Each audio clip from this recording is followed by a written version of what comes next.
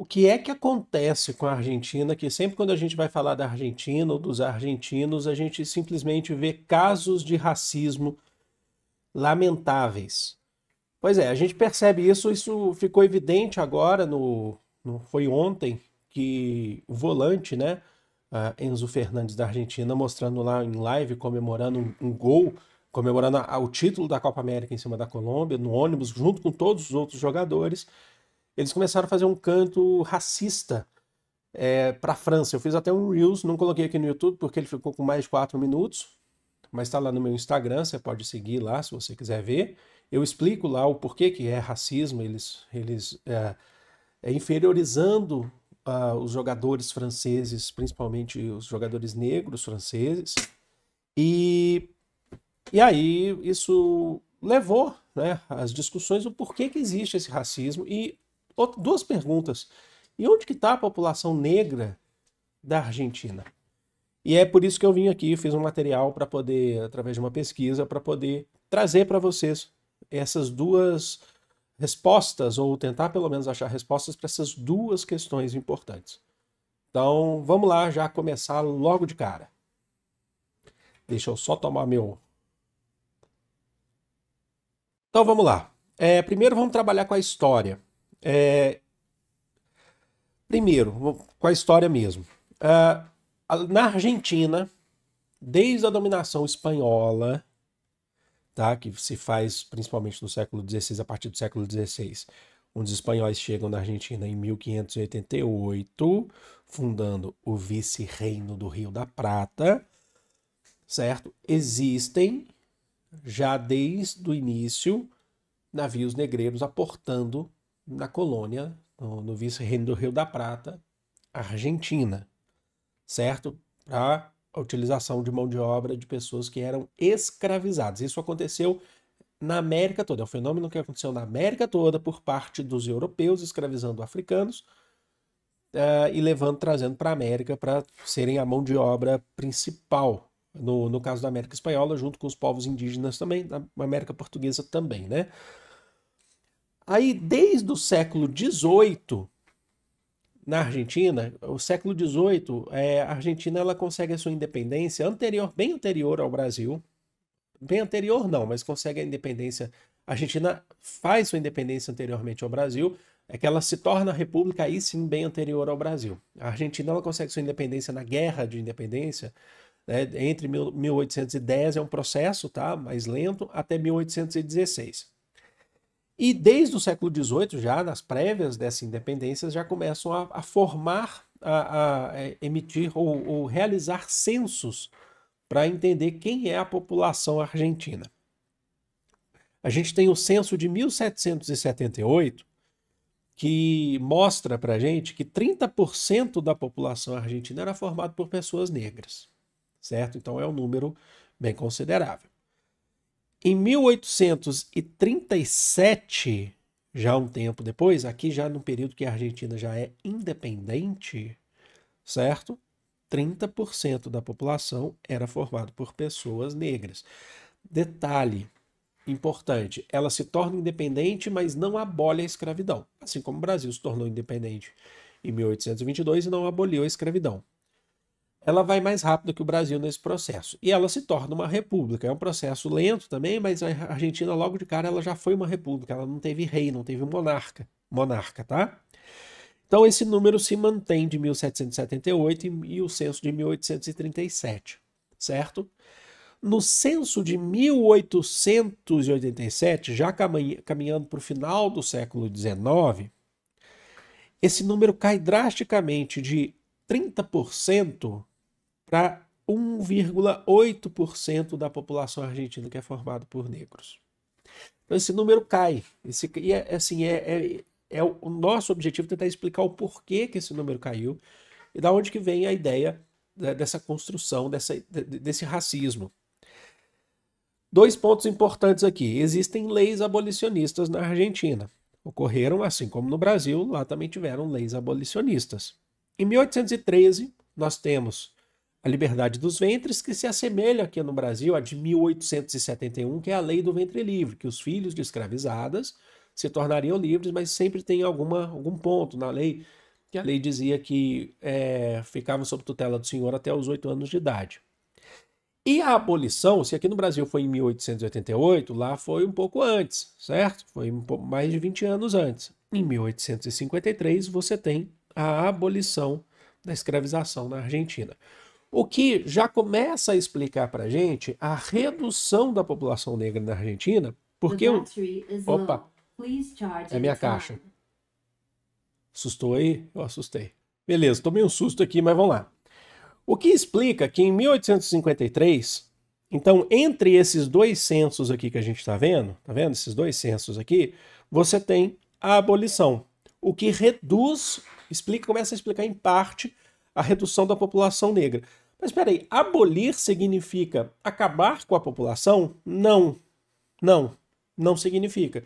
Então, explica em partes. Por quê? Porque ela é um fator que vai levar a outras explicações para a gente. Vamos lá, então.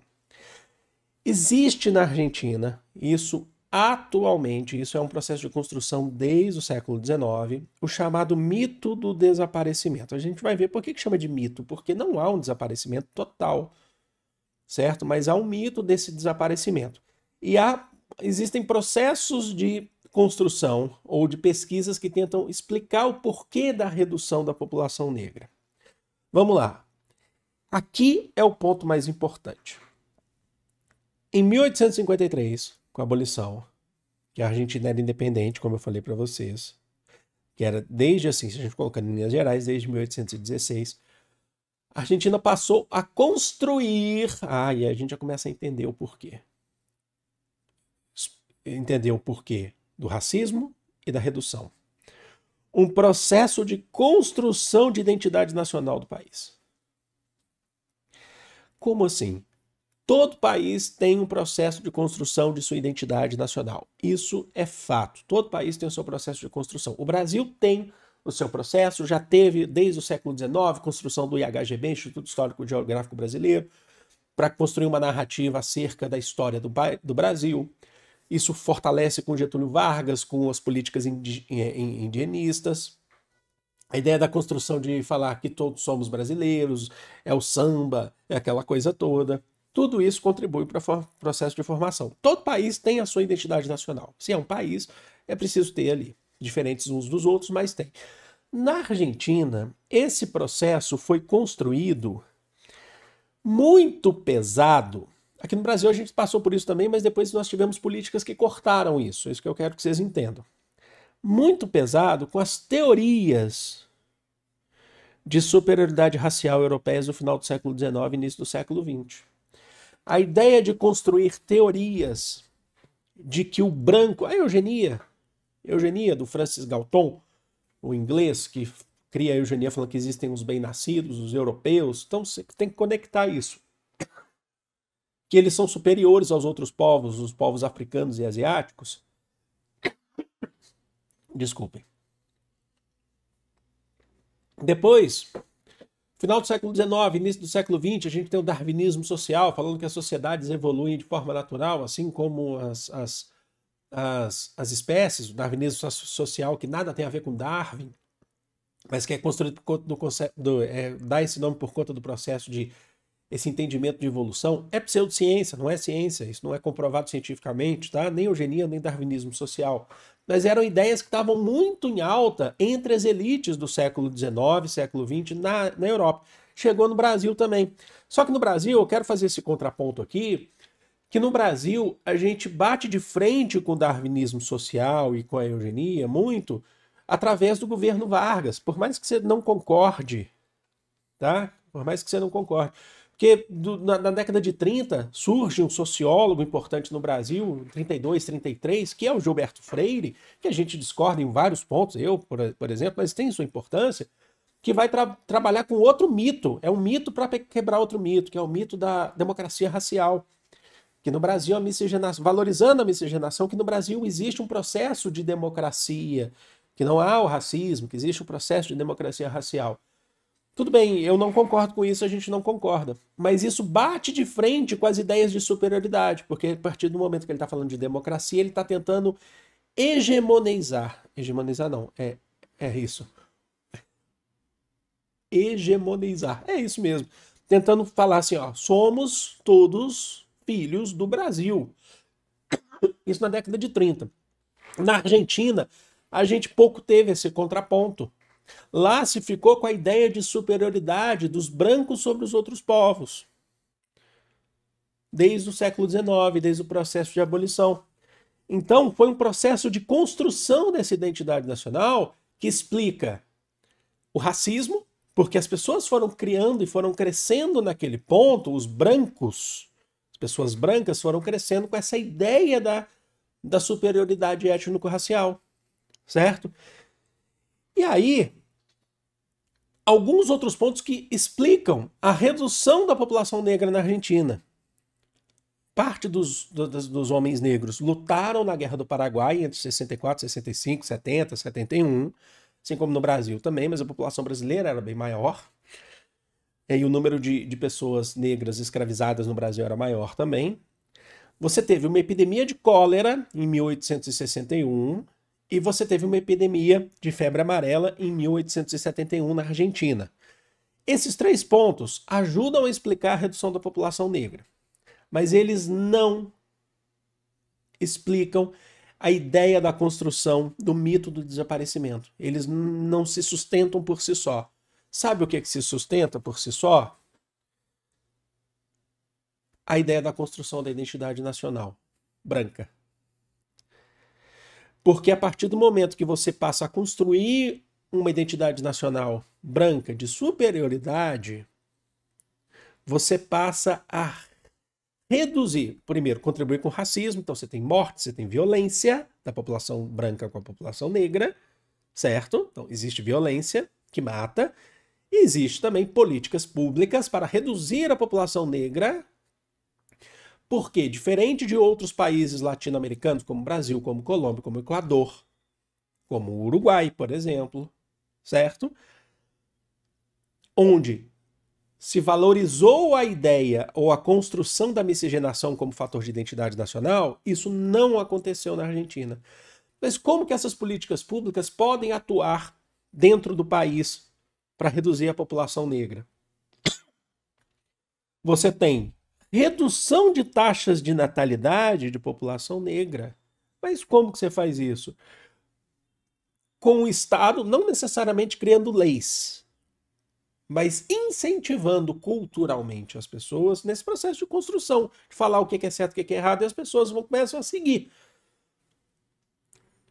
Que proíbem casamentos entre negros e brancos. Proíbem, e assim a população negra vai diminuindo, porque era um fator que a gente já pode definir como um fator racional da construção de uma identidade nacional. Não é irracional, é racional. Isso é racismo, isso é preconceito, isso é uma política pública atuando culturalmente na sociedade. Então vocês estão entendendo o que a gente está falando? Que gera violência, que gera afastamento. Entenderam? Compreenderam? Vamos lá. E aí, chega o século XX e os argentinos da atualidade, que são os que estavam lá no ônibus, os jogadores, todos eles, porque eu sou da ideia de que aqueles que estavam no ônibus e se opuseram, se não achavam certo aquele canto, aquele canto racista, você precisa na hora mandar parar, você precisa na hora entrar em fazer um contraponto, partir para cima, sabe? Não necessariamente de forma de violência física, mas partir para cima no argumento. Falar, parou com isso não tá certo.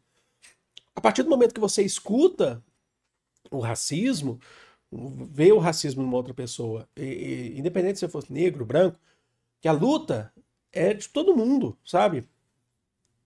Por uma sociedade mais justa. Desculpem, aqui a tossida que tá com meus cachorros agora.